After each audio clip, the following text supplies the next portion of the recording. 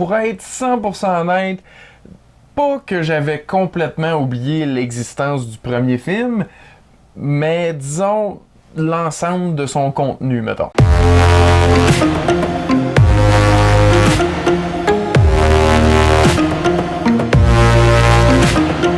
Bonjour et bienvenue à Chuck B Critique. Aujourd'hui, je donne mon avis sur la suite de The Hitman's Bodyguard, intitulée The Hitman's Bodyguard's Wife. C'est ça? Non, c'est ça. Fucking titre mauvais.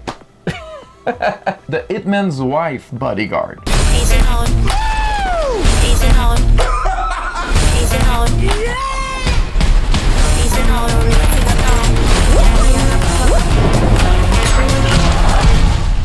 Can we just acknowledge that not only are we safe, this really feels like a new beginning.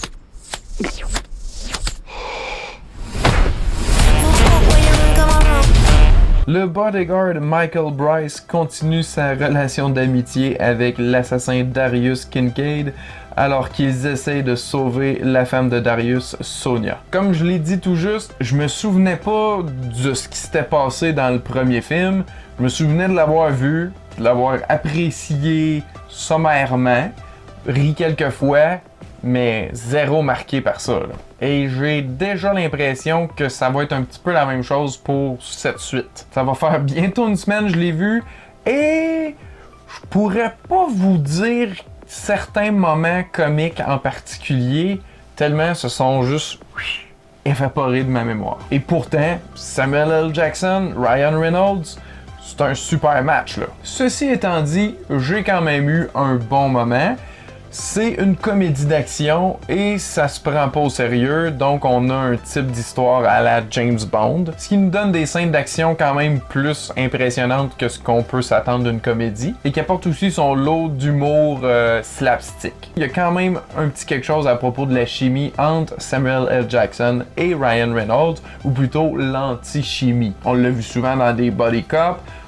C'est une recette connue, mais quand ça fonctionne, ça fonctionne. Et dans ce cas-ci, on a l'addition de la femme de Samuel L. Jackson, interprétée par Salma Hayek, et qui est encore plus vulgaire, obscène, si on peut dire, verbalement, que son mari. Ce qui est peu dire, parce que des motherfuckers, oh my god, il y en a beaucoup dans le film.